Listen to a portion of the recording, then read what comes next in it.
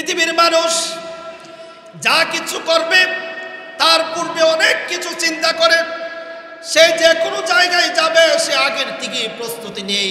কিন্তু আপনি আবার সামনে বরকতপূর্ণ একটি মাস আসছে, যে মাস কোনো সাধারণ মাস নয়, যে মাস ইচ্ছা করলে আপনি পাবেন না।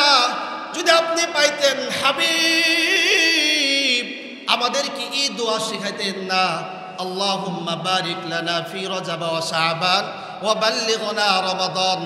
মালিক, রজব এবং শাবানে আমাকে বরকত দান করো এবং আমার হায়াতটুকু তুমি রমাদানুল মুবারক পর্যন্ত পৌঁছায় দাও।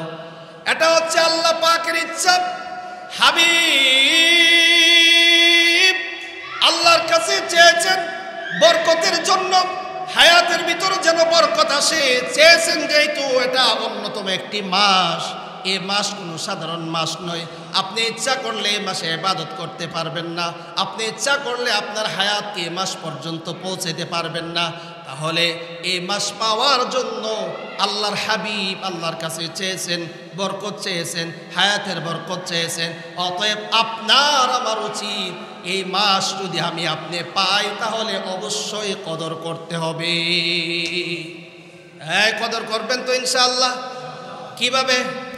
এভাবে যে রোজা রাখবো, কোনো গুনাহ করব না, কোরআনে কারীম তেলাওয়াত করব, বেশি থেকে বেশি আল্লাহ পাকের তাসবিহাতগুলো পাঠ করব, বেশি থেকে বেশি রাসূলের প্রতি দরুদ পড়ব, বেশি থেকে বেশি আমি আল্লাহর কাছে ইস্তিগফার পড়ব। কারণ আমার জিন্দেগির কত গুনাহ হলো, আমার জীবন একে এক দিন করে ঘন্টার পর ঘন্টা, দিনের পর দিন, মাসের পর মাস আমার জীবন এমনিতে চলে যাচ্ছে।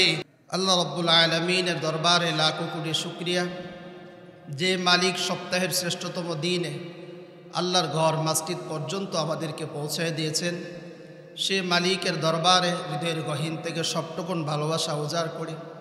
আল্লাহর দেওয়া জবান দিই, আল্লাহর শিখানো ভাষা দিই, সকলে বলি আলহামদুলিল্লাহ। সামনে রমাদানুল মুবারক। তো রমাদানুল মুবারক খুবই গুরুত্বপূর্ণ একটি মাস।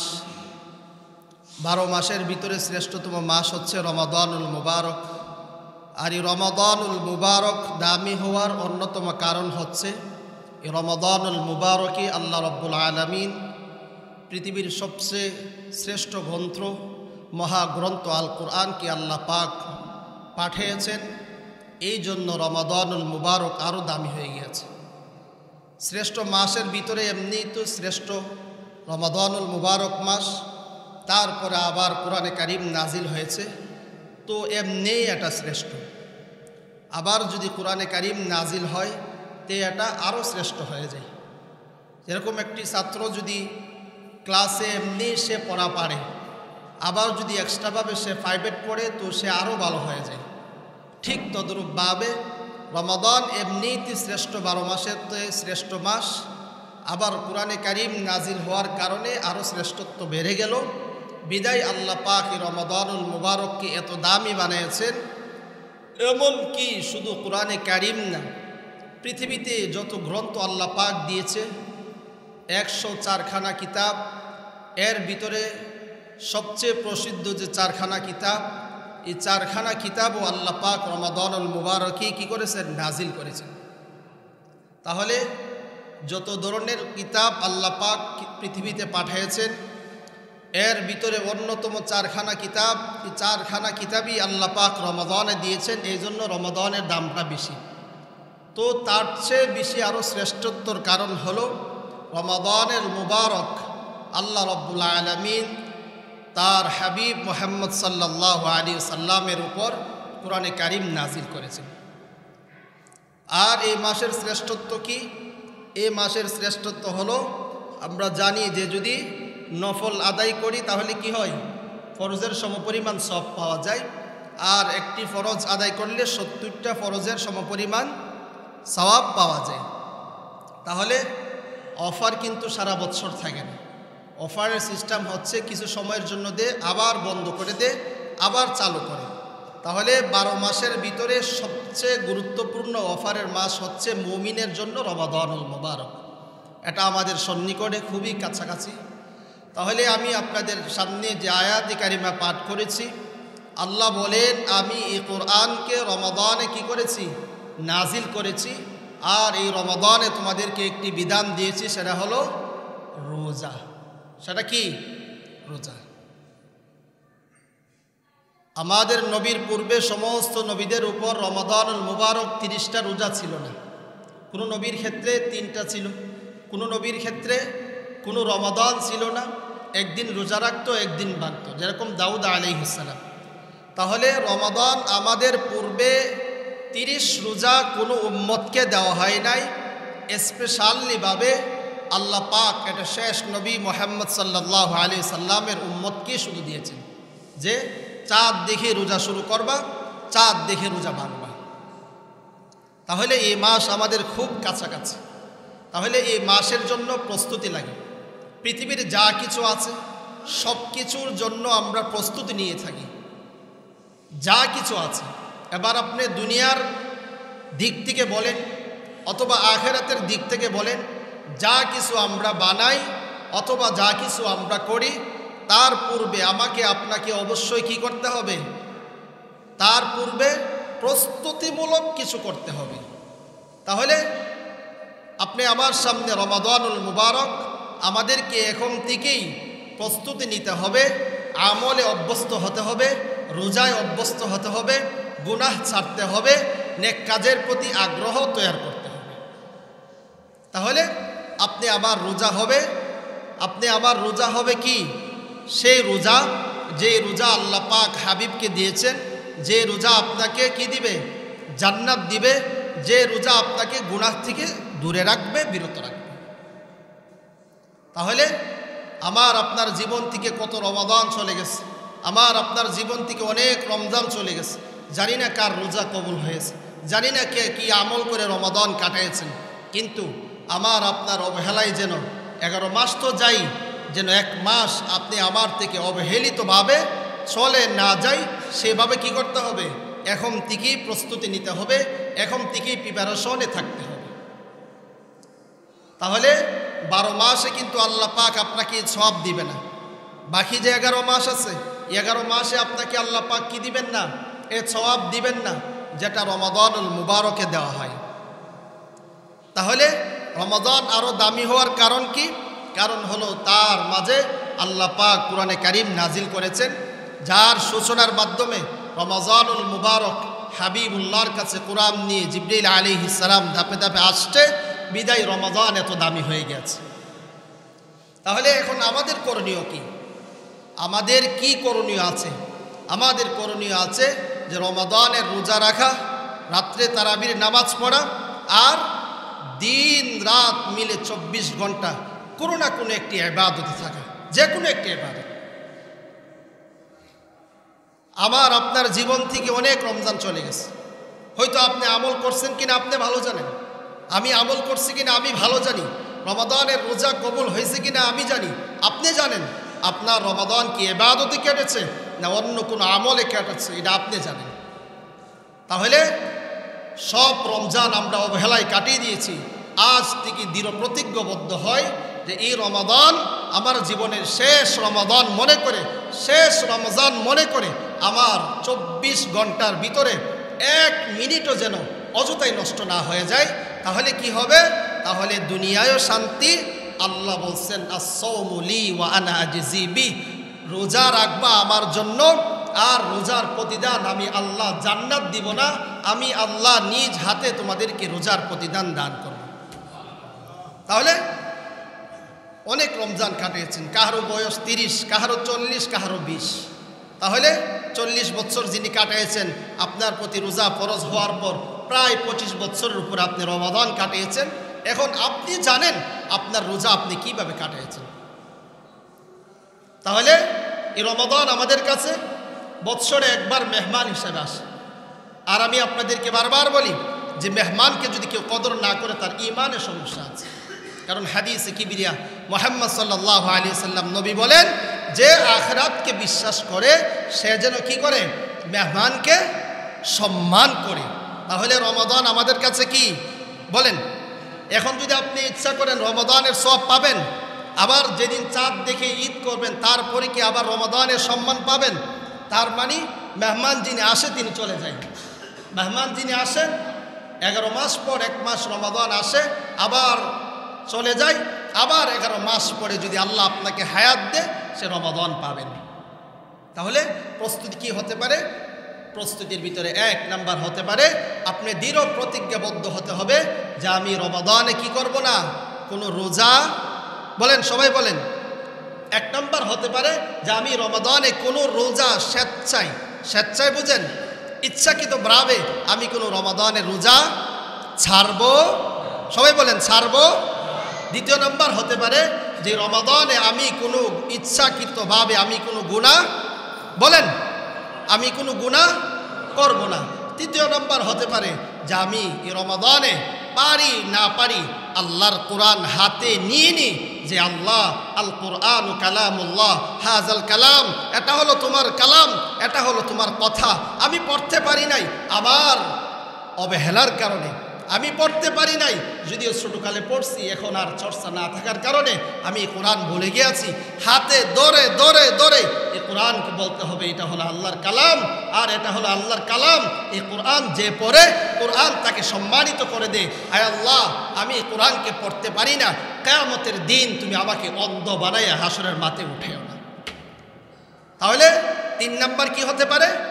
কোরআনে কারীমকে ধরে ধরে এই কথা বলা যে কোরআন এটা তোমার কোরআন, তোমার কথা। আমার দরকার ছিল দৈনন্দিন তোমার এই কোরআন, প্রত্যেক দিন আমি এই কোরআন যেন তেলাওয়াত করি, তোমার সাথে কথা বলি, কিন্তু আমি নাফরমান তোমার এই কোরআন পড়তে পারি নাই। আল্লাহ হাসরের মাঠে আমাকে অন্ধ বানায় উঠে। তারপরে 4 নম্বরে হতে পারে বেশির থেকে বেশি আল্লাহ পাকের তাসবিহাত করা। কি হতে পারে বলেন? বেশির থেকে বেশি আল্লাহ পাকের প্রশংসনীয় যে বাক্যগুলো আছে এগুলো পাঠ করা। 5 নম্বরে হতে পারে বেশির থেকে বেশি দরুদ পড়া। কি পড়া বলেন? দরুদ শরীফ বেশির থেকে বেশি পড়া। 6 নম্বরে আপনার হতে পারে যে আপনি বেশির থেকে বেশি ইস্তেগফার করেন। তাহলে কয়টা বলছি বলেন? 6টা। এই 6টা যদি আপনি রমাদানে কাটাই দিতে পারেন, আল্লাহ পাকের জাত ও ইজ্জতের কসম, হতে পারে রমাদান আপনার জীবনের বাকি রমজান থেকে শ্রেষ্ঠতম রমাদান হতে পারে। পৃথিবীর মানুষ যা কিছু করবে তার পূর্বে অনেক কিছু চিন্তা করে, সে যে কোনো জায়গায় যাবে সে আগের থেকে প্রস্তুতি নেই। কিন্তু আপনি আবার সামনে বরকতপূর্ণ একটি মাস আসছে, যে মাস কোনো সাধারণ মাস নয়, যে মাস ইচ্ছা করলে আপনি পাবেন না। যদি আপনি পাইতেন, হাবিব আমাদের কি এই দোয়া শিখাইতেন না? আল্লাহুম্মা বারিক লানা ফি রজব ওয়া শাবান ওয়া বাল্লিগনা রমাদান। মালিক, রজব এবং শাবানে আমাকে বরকত দান করো এবং আমার হায়াতটুকু তুমি রমাদানুল মুবারক পর্যন্ত পৌঁছায় দাও। এটা হচ্ছে আল্লাহ পাকের ইচ্ছা। হাবিব আল্লাহর কাছে চেয়েছেন বরকতের জন্য, হায়াতের ভিতরে যেন বরকত আসে, চেয়েছেন। যেহেতু এটা অন্যতম একটি মাস, এ মাস কোনো সাধারণ মাস নয়। আপনি ইচ্ছা করলে এই মাসে ইবাদত করতে পারবেন না, আপনি ইচ্ছা করলে আপনার হায়াতকে এই মাস পর্যন্ত পৌঁছাতে পারবেন না। তাহলে এই মাস পাওয়ার জন্য আল্লাহর হাবিব আল্লাহর কাছে চেয়েছেন, বরকত চেয়েছেন, হায়াতের বরকত চেয়েছেন। অতএব আপনার আমার উচিত এই মাস যদি আমি আপনি পাই তাহলে অবশ্যই কদর করতে হবে। হ্যাঁ, কদর করবেন তো ইনশাআল্লাহ। কিভাবে? এভাবে যে রোজা রাখবো, কোনো গুনাহ করব না, কোরআনে কারীম তেলাওয়াত করব, বেশির থেকে বেশি আল্লাহ পাকের তাসবিহাতগুলো পাঠ করব, বেশির থেকে বেশি রাসূলের প্রতি দুরূদ পড়ব, বেশির থেকে বেশি আমি আল্লাহর কাছে ইস্তেগফার করব। কারণ আমার জিন্দেগির কত গুনাহ হলো, আমার জীবন একে এক দিন করে, ঘন্টার পর ঘন্টা, দিনের পর দিন, মাসের পর মাস আমার জীবন এমনিতে চলে যাচ্ছে। আমি আপনি কত গুনাহ করতেছি আল্লাহ ছাড়া কেউ জানে না। এই জন্য এই আমল 6টা যদি আপনি করেন তাহলে আপনার জীবনের শ্রেষ্ঠতম রমাদান হবে এই রমাদান। হ্যাঁ, সকলে করবেন তো ইনশাআল্লাহ। তাহলে এবার আসেন, যদি আমি রোজা রাখি, আল্লাহ তুমি আমাকে কি প্রতিদান দিবা? তুমি যদি রোজা রাখো, আল্লাহ বলছে আসসামুলি ওয়া নাজিবি, আমি তোমাকে নিজ হাতে পুরস্কার দিব। তুমি একটা রোজা রাখবা রে বান্দা, তোমার বিকালবেলা তোমার মুখ থেকে যে দুর্গন্ধ আসে, দুর্গন্ধ কোনো দুর্গন্ধ নয়, আমি আল্লাহর কাছে মেশকে আম্বরের চেয়ে আরো বেশি সুগন্ধি হয়ে যায়। আপনার মুখে মানুষের সাথে যদি কথা বলেন, মানুষ মনে করবে আপনার মুখে কোনো রকম দুর্গন্ধ, কিন্তু মালিক বলছে তুমি যখন সকাল থেকে নিয়ে সন্ধ্যা পর্যন্ত না খেয়ে থাকো, তোমার মুখের ভিতরে একটি যদিও দুর্গন্ধ আসে বা একরকম গন্ধ আসে, এই দুর্গন্ধ মানুষের কাছে দুর্গন্ধ হয়, আর আমি মালিকের কাছে মেশকে আম্বরের চেয়ে সুগরান মনে হয়। তাহলে আপনি আমাকে রোজা রেখে কোনো গুনাহ করা যাবে না। যদি আমি আপনি গুনাহ করি তাহলে রোজার কাফারা হবে না। রোজা আমি এই জন্য রাখতেছি যে মালিককে সন্তুষ্ট করার জন্য। মালিক যদি সন্তুষ্ট হয়ে যায় আপনার রোজা কবুল হয়ে যাবে। আপনার রোজা যদি কবুল হয়ে যায় আপনি মৃত্যুবরণ করতে দেরি হবে, আল্লাহর সাক্ষাৎ পাবেন, আর আল্লাহ এই রোজার বদলতে নিজ হাতে আপনাকে পুরস্কার দান করবে। এরপর কথা হলো, রমাদানে যদি আমি আপনি বেশির থেকে বেশি আল্লাহ পাকের কোরআনে কারীম তেলাওয়াত করি, যে কোরআন একটা আয়াত তেলাওয়াত করলে হাদিসের মধ্যে আসছে কোনো বান্দা যদি একবার বলে আলিফ আল্লাহ বলেন 10 নেকি, আবার যদি বলে লাম আল্লাহ বলে 10 নেকি, হাবিব বলেন কোনো বান্দা যদি বলে বা আবার 10 নেকি, তার মানে আলিফ লাম মিম। কোনো বান্দা যদি 3 অক্ষর বা 3 শব্দ তেলাওয়াত করে মালিক তার আমল নামায় 30টি নেকি দান করবে। কোরআনে কারীম এমনি যদি কেউ তেলাওয়াত করে তার আমল নামায় মালিক এই পরিমাণ সওয়াব দান করে। এর ভিতরে যদি আমি রমাদানুল মুবারকে আমি আপনি এই আয়াতে কারিমা এই কোরআন তেলাওয়াত করতে পারি, আল্লাহ পাক আমাকে আরো বাড়ায় দিবে। কত দিবে আল্লাহ ভালো জানে। এই জন্য রমাদান আমাদের থেকে যদি অবহেলায় কেটে যায় আপনি আমার জীবন ধ্বংস হয়ে গেল। কারণ রাসূল হাবিব কিবরিয়া মুহাম্মদ সাল্লাল্লাহু আলাইহি ওয়াসাল্লাম বলেন, কোনো বান্দা রমাদান পাওয়ার পর যদি তার জীবনের গুনাহ মাফ করাইতে পারলো না, সে উম্মত সে বান্দা ধ্বংস হয়ে যাক, আমি নবীর কিছু আসে যাই না। তাহলে ভাই রমাদান আমাদের সন্নিকটে, এই রমাদানে যদি আমি আপনি বেশি থেকে বেশি কোরআনে কারীম তেলাওয়াত করতে পারি, আপনি আমার জীবন দুনিয়ার জীবন যেমন শান্তি হবে, আখিরাতে আপনি আমি আল্লাহ পাকের দিদার নসিব হবে। এই কোরআনে কারীম বেশি থেকে বেশি তেলাওয়াত করবেন তো। যদি না পারেন কি করবেন? ফুকাহা একরাম বলে কোনো মানুষ যদি কোরআনে কারীম তেলাওয়াত না করতে পারে তবে এতটুকু কোরআনে মাজিদকে হাতে নিয়ে মালিকের কাছে কথা বলা, মালিক এটা তোমার কালাম, এটা তোমার কথা, আমি নাফরমান, আমি গুনাহগার, আমি তোমার এতিম, আমি তোমার উম্মত, আমি তোমার হাবিবের উম্মত, আমি তোমার বান্দা, আমার নাফরমানির কারণে আমার গুনাহের কারণে বাবা মা শিক্ষা দেয় না, এই কারণে আমি ছোট কাল থেকে কোরআন পড়তে পারি না। কোরআন যদিও অনেকে শিখেছে কিন্তু ভুলে গিয়েছে, মালিক এই কোরআনে কারীম আমি ভুলে গিয়েছি, অতএব এই কোরআন তোমার কালাম আমি পড়তে জানি না।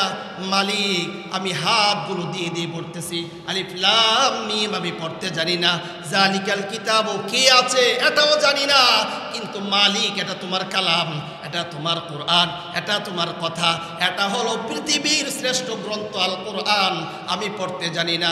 আল্লাহ হাসরের মাঠে তুমি আমাকে অন্ধ বানায় উঠাও না, আমি তোমার কালাম নিয়ে তোমার কাছে বলতেছি তোমার কালামকে আমি পরিপূর্ণ মর্যাদা দিতে পারি নাই, তোমার কালাম যেভাবে পড়ার কথা ছিল পড়তে পারি নাই। মালিক কোটি কোটি মানুষের সামনে তুমি আমাকে লজ্জিত করো না, কোটি কোটি মানুষের সামনে তুমি আমাকে অন্ধ বানায় উঠাও না, আমি তোমার কাছে কোরআন নিয়ে মাফ চাই। আল্লাহ হাদিসের মধ্যে আসছে, ফুকাহা একরাম বলছে, কোনো বান্দা যদি এই কথা বলে বলে মালিকের কাছে দোয়া করে, মনে সম্ভাব্য হয় যে মালিক তাকে কিয়ামতের দিন অন্ধ বানায় উঠাবে না। কারণ এই কোরআন যদি কেউ না পড়ে কোরআন নিজে অভিযুক্ত করবে, এই কোরআন যদি কেউ না পড়ে কোরআন নিজে বলবে, আয় আল্লাহ মালিক তোমার এই বান্দা তোমার দেওয়া নিয়ামত খাইছে, তোমার দেওয়া সব কিছু ভোগ করছে, কিন্তু তোমার কালাম ঘরে শত বৎসর ধরে পড়েছিল, কোনোদিন ধরে নাই। মসজিদে শত বৎসর ধরে পড়ে আছে, কোনোদিন ধরে নাই।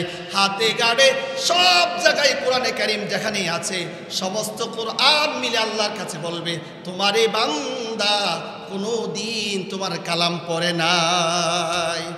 এই কোরআন যদি আল্লাহর কাছে অভিযোগ দিয়ে বাঁচতে পারবেন? বলেন। কোরআন যদি অভিযোগ দেয়, আপনার ছেলে আপনার মেয়ে বাবাকে যদি জিজ্ঞাসা করে তোমার ছেলেকে কেন কোরআন পড়াও নাই, যদি মেয়েকে জিজ্ঞাসা করে তোমার বাবাকে পড়াই নাই, মেয়ে বলবে না, ছেলে বলবে না, তাহলে আপনি বাবা হিসাবে, আপনি গার্ডিয়ান হিসাবে আপনার দায়িত্ব আপনি নিজে এবং ছেলে মেয়ে স্ত্রী সবাইকে কোরআনে কারীম পড়ানো। কোরআন যদি অভিযোগ দেওয়াতে বাঁচতে পারবেন না। কোরআন যদি আপনার বিরুদ্ধে আল্লাহর কাছে অভিযোগ নালিশ করে, মালিক তোমার দেওয়া সব কিছু করেছে কিন্তু তোমার কোরআন কোনোদিন পড়ে নাই, এই জন্য ফুকায়ে একরাম বলছে এই কোরআনকে যদি আপনি হাতে নিয়ে দুই চোখের পানি ফেলে মালিককে বলেন, মালিক আমি কোরআন পড়তে পারি না, আমার নাফরমানির কারণে কোরআন কোনোদিন পড়তে পারি নাই, নাফরমানির কারণে আমি কোরআন কোনোদিন ধরতে পারি নাই, আমাকে অনেকে বলছে কিন্তু কথাও শুনি নাই। মালিককে যদি কোরআন ধরে ধরে চোখের পানি ফেলে মালিককে বলতে পারেন, রব্বে কাবার কসম করে বলি মালিক আপনাকে কিয়ামতের দিন লজ্জিত করবেন না। আপনি মনে করতে পারেন তো কি হবে, কি হবে, কি হবে তা না। আল্লাহ পাক কোরআনে বলে যদি কোনো বান্দা কোরআন না পড়ে হাসরের ময়দানে, দুনিয়াতে সে ছিল চোখওয়ালা, চোখ দ্বারা হাজারো কিলোমিটার আপনি দেখেন, কিন্তু হাসরের মাঠে আল্লাহ পাক আপনাকে চোখবিহীন অন্ধ বানায় উঠাবে। আল্লাহ কোরআনে বলে ওয়ামান আ'রাদা আন যিকরি ফাইন্না লাহু মাঈশাতান দানকা ওয়া নাহশুরুহু ইয়াওমাল কিয়ামাতি আ'মা। আপনি যখন কিয়ামতের দিন আপনাকে অন্ধ বানায় উঠাবে, আপনি বলবেন আয় আল্লাহ মালিক, দুনিয়াতে আমার চোখ ছিল, আমার ছেলেকে দেখেছি, মেয়েকে দেখেছি, আপনজন স্ত্রীকে দেখেছি, প্রতিবেশী দেখেছি, সব কিছু দেখেছি, কিন্তু আমাকে আজকে কেন তুমি অন্ধ বানায় উঠাইলা? তাহলে ফুকায়ে একরাম কি বলছে, আপনি যদি কিয়ামতের দিন অন্ধর থেকে বাঁচতে চান, আপনি যদি কিয়ামতের দিন লাঞ্ছনা থেকে বাঁচতে চান, তাহলে রমাদান আপনার সামনে, কোরআনকে হাতে নেন, কোরআনকে বুকে নেন, কোরআনকে মুখে চুমু দেন, দিয়ে দিয়ে আল্লাহর কাছে চোখের পানি ফালায় বলেন, মালিক পড়তে পারি নাই, তবে এটা তোমার কোরআন, এটা সম্মানিত কোরআন, এটা যদি আমি পড়তাম তাহলে আমার দুনিয়ার জীবনও শান্তি হয়ে যেত, আখিরাতে কোরআন আমাকে সুপারিশ করে করে জান্নাতে পৌঁছায় দিত। মালিককে বলেন, কারণ আল্লাহ গফফার, আল্লাহ হলো রহিম, আল্লাহ পাক ওয়াদুদ, আল্লাহ বান্দাকে অনেক ভালোবাসে। এই জন্য আপনার আমার উচিত আগত রমাদানে কোরআনে কারীম যারা পারি বেশির থেকে বেশি পড়া, আর যারা না পারি মালিকের কাছে দু চোখের পানি পালাইয়া পালাইয়া এই কথা বলা। হ্যাঁ করবেন তো ইনশাআল্লাহ। কিভাবে? হাতে নিয়েন, মুখে নিয়েন, চুমু দিয়েন, দৌড়ে দৌড়ে বইলেন এটা তোমার কোরআন, এটা তোমার কথা। পৃথিবীর সমস্ত কথা কানে শুনছি, চোখে দেখছি, কিন্তু কোরআনকে আপনি আমি নাফরমান হওয়ার কারণে এ কোরআন কোনোদিন ধরে দেখলাম না। ওই হাত তো হাতই না, যে হাত কোরআনে কারীম স্পর্শ করে নাই, আমার মনে হয় চোখ চোখ না, যে চোখ কোরআনে কারীম দেখে নাই, এই মুখ মুখ না, যে কোরআন, যে মুখ আল্লাহর কালাম কোরআন পড়ে নাই। কারণ আপনাকে আমাকে পাঠানোর আগে আল্লাহ পাক কোরআনে কারীম পাঠাইছে যেন আমরা ওয়ালাকাদ ইয়াসসারনাল কুরআনা লিযিকরি ফাহাল মিন মুদ্দাকির। আল্লাহ বলে কোরআনকে আমি এত সহজ করে দিয়েছি বান্দারে তুমি যেন পড়তে পারো।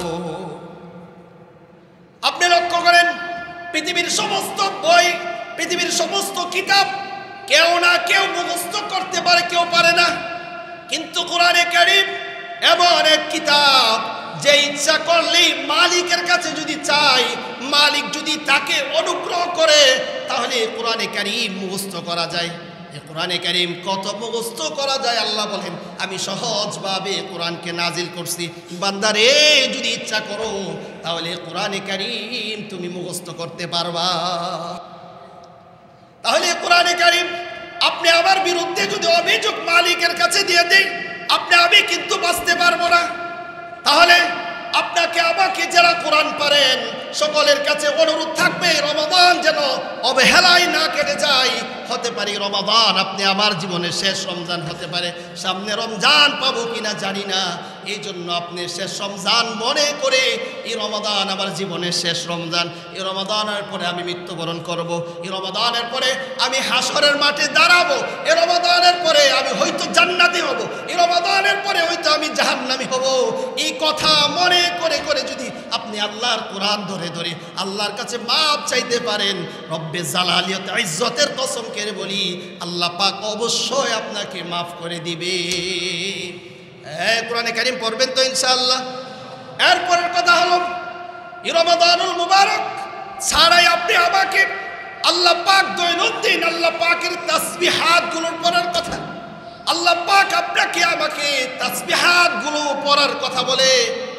আল্লাহ পাক বলে যে বান্দা আমার কিছু তাসবিহাত আছে, সকালবেলা তুমি এগুলো কিছু পড়ো, আবার বিকালবেলা আমার তাসবিহাত গুলো পড়ো। আল্লাহ বলে ইয়া আইয়ুহাল্লাযীনা আমানু যকুরুল্লাহা যিকরান কাসীরা, হে ইমানদারেরা এত পরিমাণে আমি আল্লাহকে স্মরণ করো, এত পরিমাণে স্মরণ করো। এখন কখন? আল্লাহ বলে বুকরাতাও ওয়া আশিয়া, আমি আল্লাহকে আমি আল্লাহর তাসবিহাতগুলো সকাল সন্ধ্যায় তুমি পাঠ করো।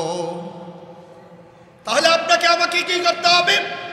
ফজর নামাজ শেষ, সব কিছু শেষ হওয়ার পরে আপনাকে আমাকে আমল করতে হবে। সে আমলগুলোর ভিতরে একবার যদি আমি সুবহানাল্লাহ বলি, এই জন্য ফুকায়ে আকরাম বলেছে, আকাবির বুজুর্গরা বলেছে, কোনো মানুষ যদি সকাল সন্ধ্যায় আল্লাহ পাকের ইবাদত করে, আল্লাহ পাকের তাসবিহাতগুলো পড়ে, সকালবেলা যদি আপনি 100 বার সুবহানাল্লাহ পড়েন, স্বাভাবিক কোনো কথা না। সুবহানাল্লাহ সুবহানাল্লাহ যদি আপনি 100 বার পড়েন, মালিক বলতেছে তুমি যদি 100 বার সুবহানাল্লাহ পড়ো, তাহলে আমি মালিক তোমাকে 100 গোলাম আজাদ করলে যে সব সে পরিমাণ সব তোমাকে দান করব। তার মানে আপনি যদি সকালে 100 বার সুবহানাল্লাহ পড়েন, আপনার আমলনামায় 100 গোলাম মানে 100 মানুষকে আপনি যদি আজাদ করে দেন, মুক্ত করে দেন, যে পরিমাণ সওয়াব সে পরিমাণ সওয়াব আপনার আমলনামায় আল্লাহ দিয়ে দিবে। তাহলে সুবহানাল্লাহ 100 বার, তারপরে যদি আপনি 100 বার আলহামদুলিল্লাহ পড়েন, তাহলে আপনি 100 উট 100 ঘোড়া 100 ঘোড়া আল্লাহর রাস্তায় যদি আপনি দান করে দেন, যে পরিমাণ সওয়াব হইতো 100 বার আলহামদুলিল্লাহ বললে আপনার আমলনামায় 100 ঘোড়া আল্লাহর রাস্তায় দান করলে যে সওয়াব সে পরিমাণ সওয়াব আল্লাহ দিয়ে দিবে। এরপরে যদি আপনি 100 বার আল্লাহু আকবার বলেন, তার মানে আল্লাহ সবচেয়ে বড়, পৃথিবীর সবচেয়ে বড় আল্লাহ পাক। এই তাসবিহ যদি 100 বার আপনি পড়েন, তাহলে আপনার আমলনামায় 100 উট আল্লাহর রাস্তায় কুরবানি করলে যে সওয়াব, 100 বার আল্লাহু আকবার বলে আপনি সে পরিমাণ সওয়াব পাবেন। তাহলে ভাই স্বাভাবিক কথা না? আপনি ভাবতেছেন 100 বার সুবহানাল্লাহ বললে কি হবে? আপনি একজন মানুষকে আজাদ করে দেখেন না কি হবে। আপনার এত অর্থ নাই, সম্পদ নাই যে একজন মানুষকে যদি আমি 1 কোটি টাকা ধরি, তাহলে 1 কোটি টাকা আপনাকে দান করতে পারবেন নাকি বলেন? তাহলে 1 কোটি টাকা দান করতে পারবেন না। এই জন্য হাবিব বলে উম্মত শুনো, কোনো বান্দা বা কোনো উম্মত যদি 100 বার সুবহানাল্লাহ পড়ে, 100 গোলামের আজাদের সওয়াব আমি আল্লাহ দিব। 100 বার যদি আলহামদুলিল্লাহ বলে, 100 ঘোড়া আমি আল্লাহর রাস্তায় দান করলে যে সওয়াব সে পরিমাণ সওয়াব দান করব। 100 বার আল্লাহু আকবার বলে 100 উট আল্লাহর রাস্তায় কুরবানি করলে যে সওয়াব সে পরিমাণ সওয়াব দান করব। এখন পড়বেন তো ইনশাআল্লাহ। তারপরে 100 বার যদি আপনি বলেন লা ইলাহা ইল্লাল্লাহ, আল্লাহ ছাড়া কোনো ইলাহ নাই, 100 বার যদি আপনি পড়েন, আসমান থেকে নিয়ে জমিন পর্যন্ত যত খালি জায়গা আছে আল্লাহ পাক আপনার আমল নামায় সে পরিমাণ সওয়াব দান করবে। আপনি কি ভাবতেছেন জমিন থেকে নিয়ে আসমান পর্যন্ত খালি জায়গা কতটুকু আছে আপনার ল্যাপটপে ধরবে না, সায়েন্স এই কথা বলতে পারে না, আপনার সব কিছু ফেল। তার মানে 100 বার যদি আপনি লা ইলাহা ইল্লাল্লাহ পড়েন, আপনার আমল নামায় আসমান জমিনের যত খালি জায়গা আছে মালিক তা সওয়াব দ্বারা পরিপূর্ণ করে দিবে। হেলাই তোলাই কাটেন না, জীবন বহুত কাটিয়েছেন। 11 মাস আল্লাহর নাফরমানি করেছেন, 11 মাস আল্লাহর অবাধ্য আচরণ করেছেন, 11 মাস নামাজ ছাড়ছেন, 11 মাস গুনাহ করছেন। কিন্তু 1 মাসের জন্য প্রস্তুতি নেন, হতে পারে এই 1 মাসের উসিলায় আপনার নাম জান্নাতের তালিকার অন্তর্ভুক্ত হয়ে যাবে। এরপরে যদি আপনি 100 বার দুরূদ পড়তে পারেন, আল্লাহুম্মা সাল্লি আলা মুহাম্মদ, অথবা সবচেয়ে ছোট যে দুরূদ সাল্লাল্লাহু আলাইহি ওয়াসাল্লাম, হাদিসে রাসূল বলে কোন উম্মত যদি 100 বার দুরূদ পড়ে হাশরের মাঠে আমি নবীর সঙ্গে সে থাকবে। এই নবীর সাথে থাকলে কি লাভ না লস হবে? আপনি যদি বলেন অমুক ভাইয়ের সাথে থাকলে লাভ হবে, তো হাবিব এই কথা আপনাকে বলছে। আপনি যদি বলেন অমুক বড় ভাইয়ের সাথে থাকলে আবার লাভ হবে, আপনি যদি বলেন অমুকের সাথে থাকলে আবার লাভ হবে, হাবিব আপনাকে বলছে শুনো উম্মত, যদি 100 বার দুরূদ পড়তে পারো আমি নবীর উপরে, তাহলে হাশরের মাঠে কঠিনতম পরিস্থিতিতে আমি নবীর সঙ্গে তুমি থাকবা। এই সকলে করবেন তো ইনশাআল্লাহ? হ্যাঁ পড়বেন তো ইনশাআল্লাহ? আপনাদের ভাব ভঙ্গিমায় বোঝা যাচ্ছে কি কইতাছি না। 100 বার শুধু সাল্লাল্লাহু আলাইহি সাল্লাম পড়েন, হাবিব আপনাকে হাশরের মাঠে আগলে রাখবে। এরপর 100 বার যদি আস্তাগফিরুল্লাহ, 100 বার যদি আস্তাগফিরুল্লাহ, মালিক মালিক আমি গুনাহগার, আমি জালেম, আলিম জুলুম করেছি, নিজের নফসের প্রতি জুলুম করেছি, নামাজ ছাড়ছি, রোজা ছাড়ছি, তোমার নাফরমানি করে করে আমি জীবন কাটাইছি। এই কথা বলে বলে যদি শুধু আস্তাগফিরুল্লাহ পড়তে পারেন, আল্লাহর হাবিব বলে যে ব্যক্তি বেশি থেকে বেশি ইস্তেগফার পড়বে, তার গুনাহ যদি সমুদ্রের চেয়ে বেশি হয়, আল্লাহ রাব্বুল আলামিন তার গুনাহ মাফ করে দিবে। এখন বেশি থেকে বেশি ইস্তেগফার পড়বেন তো। ইস্তেগফার পড়লে কি লাভ হবে? আল্লাহ কোরআনে বলেন ইন্নাহু কানা গাফফারা ফাকুলতু আস্তাগফিরু রাব্বাকুম ইন্নাহু কানা গাফফারা। আল্লাহ বলেন বান্দা তুমি যদি ইস্তেগফার করো, আমি আল্লাহ হলাম ক্ষমাশীল, আমি আল্লাহ দয়ালু। তুমি যখনই ইস্তেগফার পড়বা, তোমার পিছনের যত গুনাহ আছে আমি আল্লাহ ক্ষমা করে দিব। এরপরে কি হবে? আল্লাহ বলেন ইউরসিলিস সামাআ আলাইকুম মিদরারা, আমি আল্লাহ আসমান থেকে বৃষ্টি দিব, যে বৃষ্টির মাধ্যমে তুমি রিজিক পাবা। যে বৃষ্টি না হইলে দান হয় না, যে বৃষ্টি না হইলে কোনো ফল প্রসাদী হয় না। মালিক বলছেন বেশি থেকে বেশি যদি ইস্তেগফার পড়ো, আমি আল্লাহ আসমান থেকে তোমাদের জন্য রহমতের বৃষ্টি দিব। ওয়ায়ুমদিদকুম বিআমওয়ালিন ওয়া বানিন, যদি তুমি বেশি থেকে বেশি ইস্তেগফার পড়ো, আমি আল্লাহ তোমার সন্তানে বরকত দিব। তার মানে কোরআনে কারীমের তাফসীর থেকে কথা বোঝা যায়, কোন বান্দার যদি ছেলে হয় না, সে যদি বেশি থেকে বেশি ইস্তেগফার পড়ে, আল্লাহ পাক তাকে সন্তান দান করবে। কোন বান্দার যদি মেয়ে হয় না, বেশি থেকে বেশি যদি ইস্তেগফার পড়েন, আল্লাহ আপনাকে মেয়ে দিবে। কোন ছেলের, আমি বারবার বলি, কোন ছেলের যদি বিবাহ হয় না, বেশি থেকে বেশি ইস্তেগফার পড়লে বিবাহের ব্যবস্থা মালিক করে দিবে। আপনি যারা বেসন্তান আছেন, সন্তানের জন্য ইস্তেগফার পড়েন। মেয়ে যাদের নাই, মেয়ের জন্য ইস্তেগফার পড়েন। আপনার ছেলে সন্তানের বিবাহ হয় না, বেশি থেকে বেশি ইস্তেগফার পড়েন। আপনার ছেলে সন্তান কথা শুনে না, বেশি থেকে বেশি ইস্তেগফার পড়েন। আপনার ছেলে মেয়ে আপনার অবাধ্য, আপনার স্ত্রী আপনার কথা শুনে না, আপনার বিপদে যায় না, অভাবে যায় না, আপনার জন্য আল্লাহ বলে ওয়ায়ুমদিদকুম বিআমওয়ালিন ওয়া বানিন, আমি আল্লাহ তোমাকে সন্তান দিব, ওয়ায়ুমদিদকুম বিআমওয়ালি ওয়া বানিন, আমি আল্লাহ তোমাকে মাল দিব, সন্তান দিব, এবং তোমার জন্য জান্নাতে একটি নহর আমি আল্লাহ বানিয়ে দিব। তাহলে কি করতে হবে ভাই? সবাই বলেন আস্তাগফিরুল্লাহ, সবাই বলেন আস্তাগফিরুল্লাহ, ইন্নাল্লাহা গফুরুর রহিম। বেশির থেকে বেশি যদি ইস্তেগফার করেন, মালিক বলছে আসমান থেকে বৃষ্টি দিব, মালিক বলছে ছেলে সন্তান দিব, মালিক বলছে অর্থ সম্পদ বাড়ায় দিব, মালিক বলছে বিপদ আপদ দূর করে দিব। আল্লাহ পাক যদি এগুলো দিয়ে দেয়, আপনি আমার কোনো অসুবিধা আছে? যেরকম হযরত হাসান বসরি রাহমাতুল্লাহি আলাইহির কাছে যে কোনো ধরনের সমস্যা নিয়ে আসে, উনি শুধু বলে বেশি বেশি ইস্তেগফার করো। ওনার খাদেম পাশে বসা, বলতেছে হুজুর আমার ছেলে হয় না। হাসান বসরি রাহমাতুল্লাহি আলাইহি বলেন বেশি থেকে বেশি ইস্তেগফার করো। এক লোক আয়েশা বলতেছে মেয়ে হয় না, বলতেছে বেশি থেকে বেশি ইস্তেগফার করো। আরেক লোক আয়েশা বলতেছে যে হুজুর আমার স্ত্রী কথা শুনে না। হাসান বসরি রাহমাতুল্লাহি আলাইহি বলেন বেশি থেকে বেশি ইস্তেগফার করো। আরেক লোক আয়েশা বলতেছে ধান চাষ করি, চাষাবাদি করি, কিন্তু লাভ হয় না। হাসান বসরি রাহমাতুল্লাহি আলাইহি বলেন বেশি থেকে বেশি ইস্তেগফার করো। তার মানে যা কিছু সমস্যা আছে সমাধানের জন্য আপনার বেশি থেকে বেশি ইস্তেগফার পড়তে হবে। সবাই পড়বেন তো ইনশাআল্লাহ? কবে থেকে? রমজান সন্নি করে, রমাদান হাতের নাগালে। এই রমাদানে একটা ইবাদত করলে যদি ফরজের সওয়াব দেয়, একটা ফরজ করলে যদি 70টা ফরজের সওয়াব দেয়, আপনি আমার জীবনের গুনাহ কতটুকু, আপনি আর কতটুকু গুনাহ করছেন? আপনি তো মানুষ হত্যা করেন নাই, আপনি তো টেন্ডারবাজি করেন নাই, আপনি তো জিনা করেন নাই।